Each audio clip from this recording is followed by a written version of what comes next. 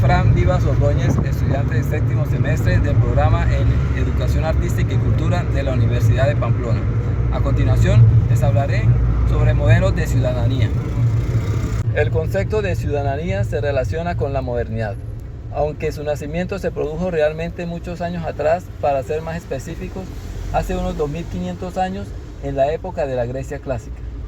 Tras diferentes sucesos, la idea de ciudadanía se amplió mucho más, dando paso no solo a una pequeña élite, sino ampliando su arco de manera notable, logrando progresos hacia una ciudadanía universal, trascendiendo así nacionalidades, religiones y culturas.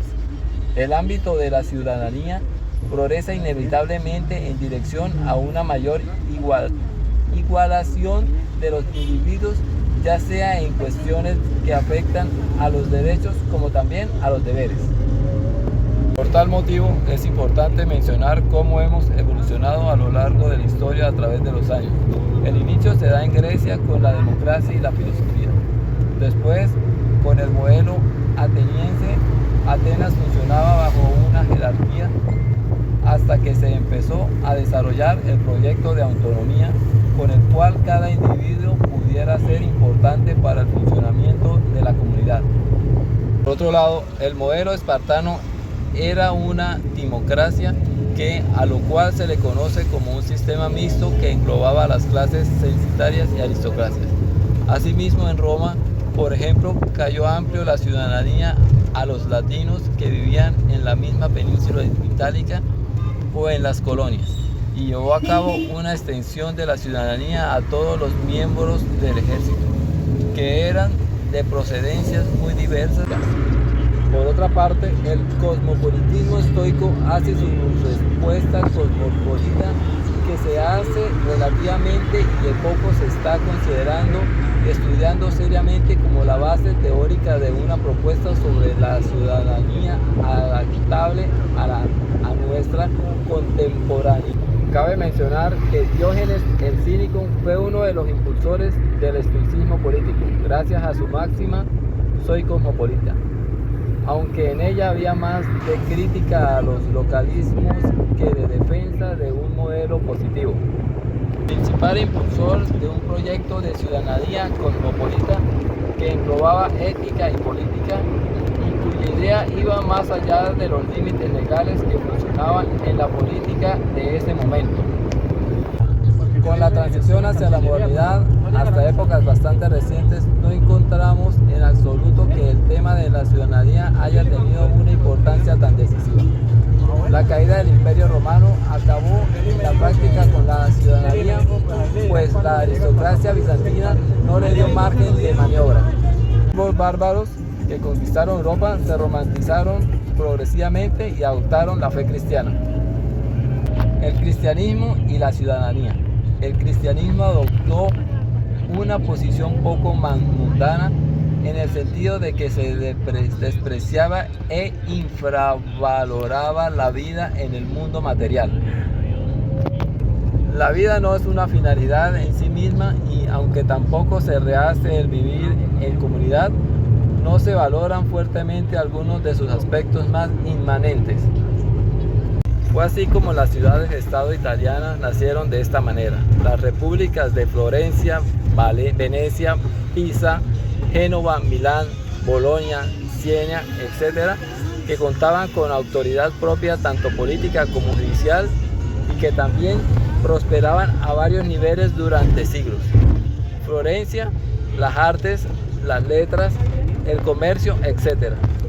Prueba de su importancia es que poco después surgió en sus dominios nada menos que el Renacimiento. En cada caso se seguían criterios diferentes para conocer el estatus de ciudadanía, pero una condición se repetía en la mayoría: la de poseer alguna propiedad en la ciudad correspondiente, dando paso a la era de las revoluciones. Por ejemplo, mientras que en épocas anteriores se remarcaba la importancia de las obligaciones, en esta nueva etapa histórica el lenguaje de los derechos cobra una relevancia que no volverá a perder, al margen de la efectividad o no de sus planteamientos, dando paso a la era de las revoluciones.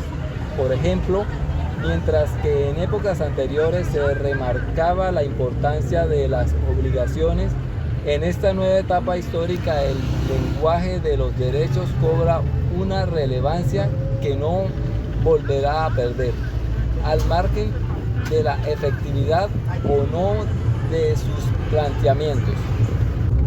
En la Revolución Americana se creaba un nuevo estado, los Estados Unidos de América, donde se pasó de ser súbdito británico a ciudadano estadounidense.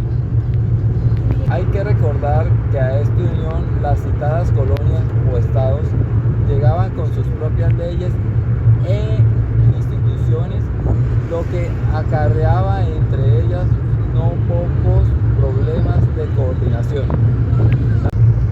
Por otro lado, la Revolución Francesa trataba las defensas que tenía el ciudadano ante el sistema judicial, además de la forma en que podía perderse la condición de ciudadanía.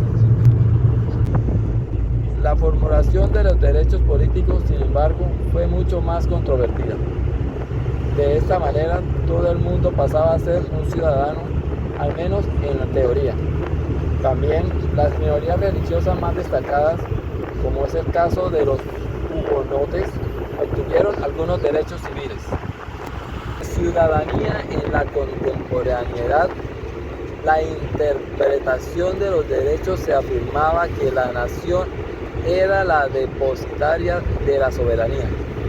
Definida y sedimentada por la historia, es algo que no se daba en el caso americano, caracterizado por una considerable emigración de origen europeo. Es por este motivo de pluralidad de origen, con lo que se supone identidades culturales distintas, que los Estados Unidos supusieron una apertura a la ciudadanía nacional. Los derechos de los negros americanos y de las mujeres, poco a poco, los negros americanos se fueron incorporando a la sociedad civil.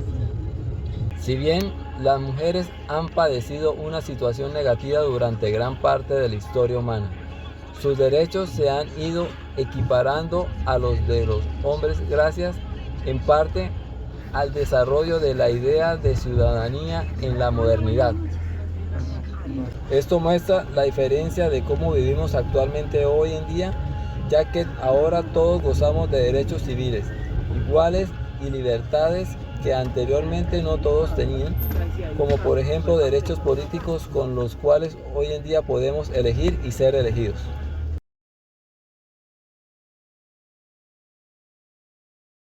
Modelos de ciudadanía. A pesar de que el término ciudadanía funciona desde la Grecia clásica, no es hasta bien entrado el siglo XX cuando se trata de conceptualizar de forma sistemática.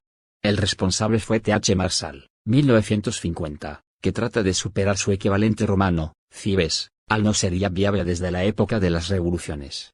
La condición de ciudadanía abarcaría una serie de derechos, concretamente de tres tipos: los derechos civiles, concedidos en el siglo XVIII, los derechos políticos, siglo XIX, y los derechos sociales y económicos, siglo XX, que los individuos han obtenido al ser reconocidos por el Estado, ente que ha regulado legalmente estos derechos. Es por ello que la ciudadanía consiste básicamente en la forma de pertenencia de los individuos a una determinada comunidad política. Esta forma de ciudadanía es, al mismo tiempo, igualitaria y universalista. Marshall sostiene que en la ciudadanía se regulan las relaciones entre los individuos con el Estado, aunque este último ostenta la posición fuerte, ya que es el que otorga los derechos a los individuos. En suma, el Estado es una fuente de reconocimiento. Ciudadanía liberal. El modelo liberal de ciudadanía, hegemónico durante décadas, se caracteriza por defender los siguientes puntos principales: libertad. El liberalismo entiende la libertad como la no interferencia del Estado, no dominación, con respecto a la voluntad soberana del individuo.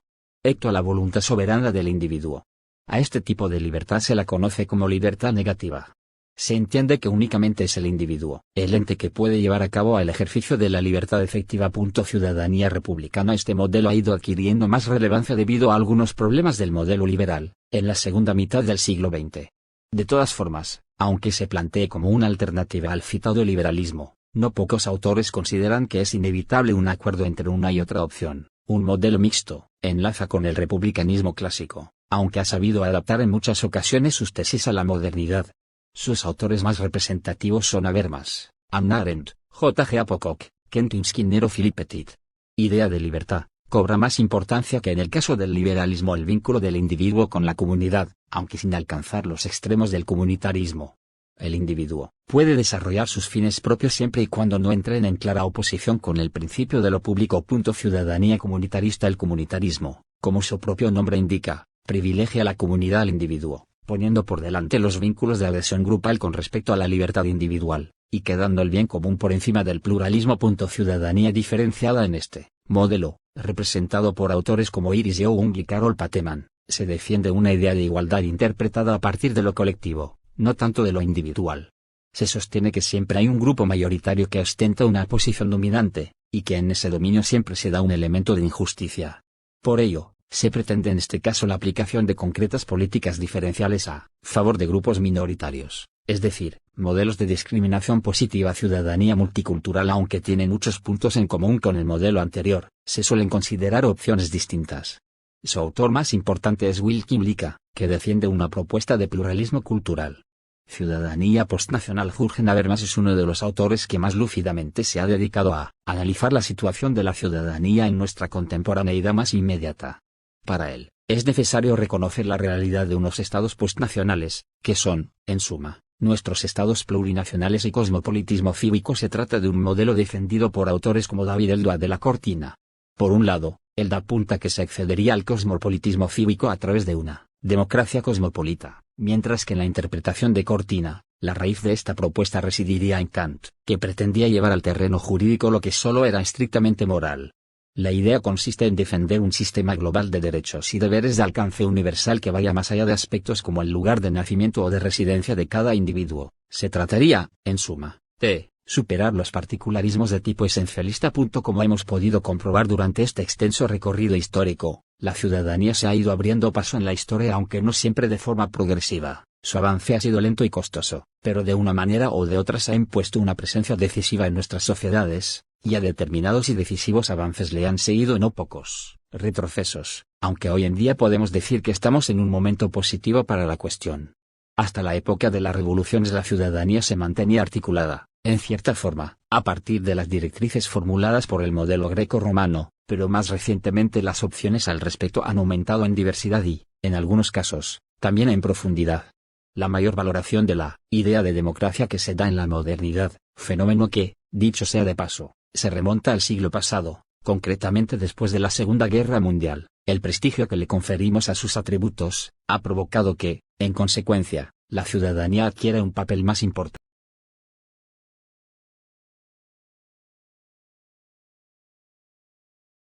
Modelos de ciudadanía y globalización. Noción de la ciudadanía. Marshall y la noción clásica. La concepción moderna de la ciudadanía se origina en el pensamiento del sociólogo británico Thomas H. Marshall, presentado por primera vez en una serie de conferencias en la Universidad de Cambridge en 1949 y publicadas al año siguiente bajo el título un tanto engañoso de Citizenship and Social Class. Digo engañoso porque en realidad dicho autor no se ocupa de analizar las posibilidades diferenciales de comprender los problemas de la ciudadanía desde una teoría de las clases sociales, puesto que más bien advierte que su propuesta en cierto modo responde a una lógica distinta. En ambos casos, uno referido a la estratificación precapitalista y, el otro, a las formas más modernas, derivadas de la industrialización, ciudadanía y clase apuntan a principios opuestos.